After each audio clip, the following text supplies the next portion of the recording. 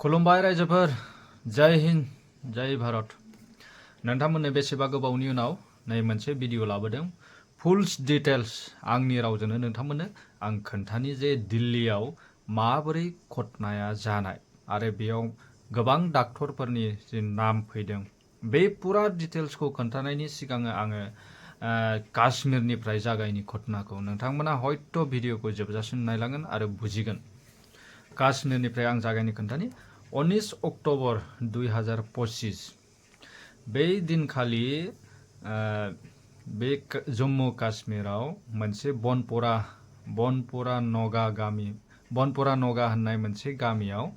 Jesse Mohammad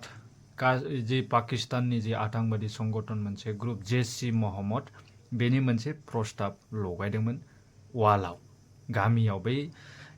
Banpura नगर होननाय मोनसे गामियाव लगायदोंमोन आरो बै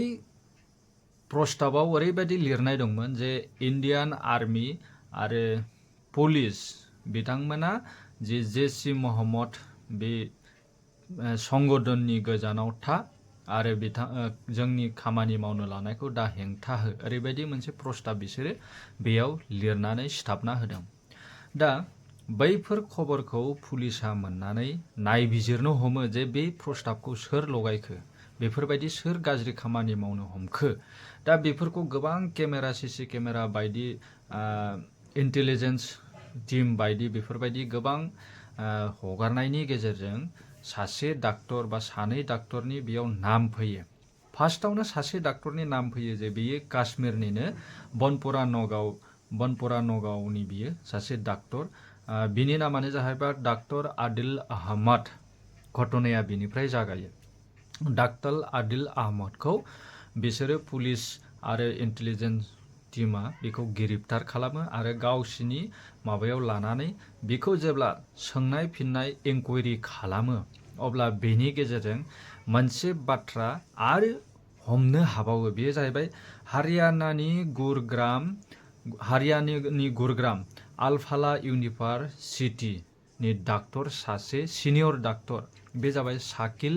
मजामिर बिनि नामा शाकिल मजामिर बेबो सासे मुस्लिम डाक्टर बियो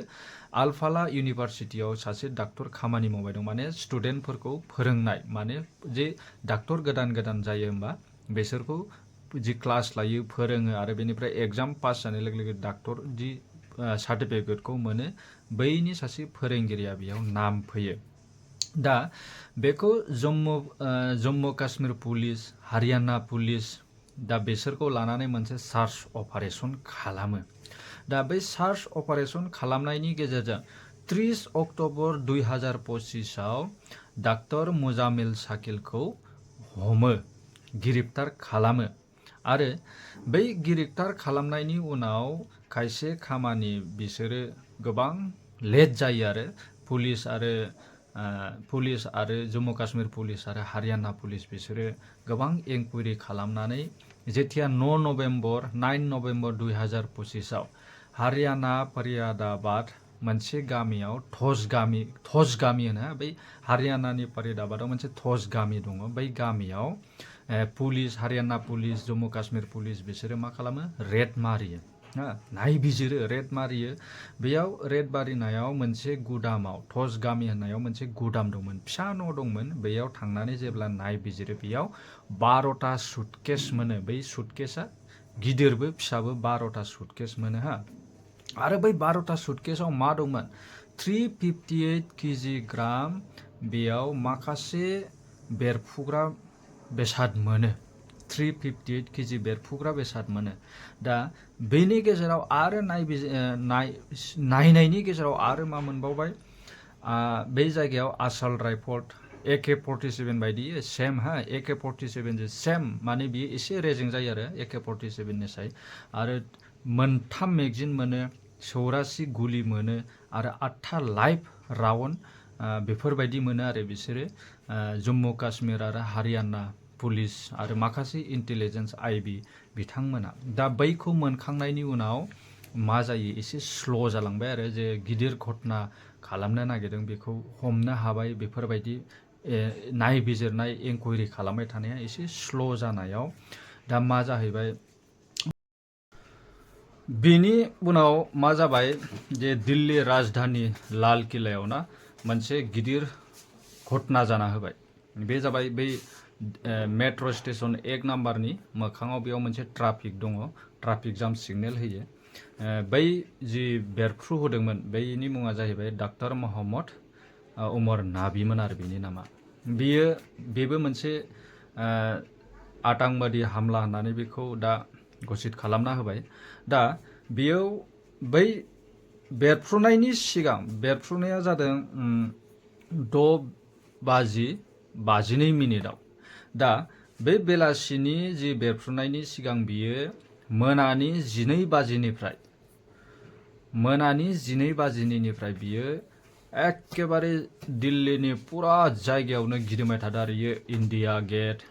बा ओरै सादर मार्केट बेफोरबायदिनो दिल्लीनि जि मेइन जायगा अफिस बेनियाव माखासे बियो एखेबारे गिदिंबाय थादों। दा मा जायगायाव बम ब्लास्ट खालामनो मानो बेफोरबायदि गिदिङै बिदिनो बिनि जि गिदिंनाय जाथाय बेखौ सीसी केमेरानि गेजेरजों हयथ' नोंथांमोनाबो नुनो मोनबाय दं जानो हागौ। दा घटनाया ओरैबायदि जादों दे बिनि लोगो माखासेया जि हमजाजोब्बाय। दा हमजानायनि गेजेरजों दा बे डक्टर मोहम्मद उमर नाबीया मा खालामगोन मा मागोन दा बे I-20 गारियाव बे माखासे बेरफ्रुग्रा बेसादखौ लाना दोनखादों आरो अलरेडि लाना दोनखादों। दा थिग बेबायदिनो बियो बे लाल किला मोखाङावनो मोनसे मस्जिद दङ, बेयाव बियो 10 मिनिट थाहैदों। 10 मिनिट थाहैनायनि उनाव गारिखौ जेथिया पार्किंआवथ' दोनखादों, अलरेडि गारिखौ पार्किंआव दोनखादों। माने मबाइलाव नायबाय थादों आरो इयो दे गावखौबो जे पुलिसफोरा नागिरबाय दं नामा, दि सिगांनि बै हमजानाय माखासे बियो खोन्थाबाय बेफोरबायदि दं नामा बेफोरबायदि नायनानै माने पुरा टेनसन आरो बियो हरनिफ्रायनो टेनसन जे हमजाखांनायनि उनाव दे बेबो हमजाखासिगोन बेफोरबायदि अनेक टेनसननि गेजेरजों बियो मा खालामगोन मा मागोन जानानै जेथिया बियो पार्किंनिफ्राय गारिखौ आरो बहनफिनो, बै बहननायनि दसे उनावनो माने बेयाव जास्ट 10 मिनिटसो लादों खोमा, ओरै 10 मिनिटसो लाहैगोन आरो बेनि गेजेराव बेयाव माने गावनो ब्लास्ट खालामना लानाय रखम जाहैदों आरो बियो माने हमनो हायासै जे मा खालामगोन मा मागोन। आरो अलरेडि बियो दिल्लीयावनो ब्लास्ट खालामनायनि टारगेटखौ बियो मोनानिफ्रायनो एखेबारे जायगाखौ गिदिं नायथिंबाय दंखायोआनोमोन बेयाव। हयथ' नोंथांमोनाबो बे निउसनि गेजेरजों नुबाय दं जानो हागौ। दा थिग बेबायदिनो बेयाव माखासे डाक्टरफोरनि नामा फैबाय दं आरो बेयाव दे जाय डाक्टरफोरा दा हमजानानै फार्स्टआवनो इनकुवारियाव दंबाय दंमोन बेयो माखासे डाक्टरफोरनि नामखौ हयथ' नोंथांमोनाबो खोनाबाय जानो हागौ। दा बेयाव मेइनानो जाबाय बे जायबा बम ब्लास्ट खालामदोंमोन ना बे डाक्टर मोहम्मद उमर नाबीया, बियो बे आल-फालाह इउनिभारसिटियाव सासे सिनियर डाक्टरनि बेबो फोरोंगिरिमोन। दा बेयाव माखासे दा मोनथिनो मोनबावदों दे बेयो जेथिया बे समाव बियो फोरोंगिरि खालामबाय दंमोन, दा जेनेबा जायफोर डाक्टर दा जाबोबाय हिन्दु हिन्जावसाफोर ना होमबा, जाय डाक्टर कर्सखौ कमप्लिट खालामबोबाय, दा बेफोरो बिथांजोमोनाबो बुंदों जे बियो हिन्दु जि हिन्जावसाफोर बिसोरखौ अयथासार खालामो बा जिहादिनि मुस्लिम जिहादिनि नेम लानानै बायदिसिना जेराव मेराव गिदिंनो लेङो बा हिन्जावसाफोरनि मोदोमाव आखाइफोर होयो बेफोरबायदि अनेक बिनि सोमोन्दै जायबा बम ब्लास्ट खालामदों बेनि सोमोन्दै दा माखासे डाक्टरफोरानो बेफोरबायदि बुंफोरना होबाय दं आरो। दा हयथ' नोंथांमोनाबो बेखौ क्लियारलि नुजोब्बाय जानो हागौ। दा जि बम ब्लास्ट होनाय बे NIA बेखौ नायबिजिरदों आरो नायबिजिरनाया क्लियार जाबाय। दा बेखौ जोंनि इन्डिया गभर्नमेन्टआ बेखौ मोनसे मिलिटेन्ट बा उग्रबादि बा आतंकबादि हामला होननानै बेखौ दा घोषित खालामना होबाय। बेनो लोगोफोर, आं पुरा डिटेल्सखौ नोंथांमोननो आंनि जिखिनि मोनथिना मोननाय बेखौ खोन्थाना होनाय जाबाय। हयथ' नोंथांमोनाबो बेखौ दा नुबाय दं जानो हागौ। खुलुमबाय नोंथांमोन, जय हिन्द।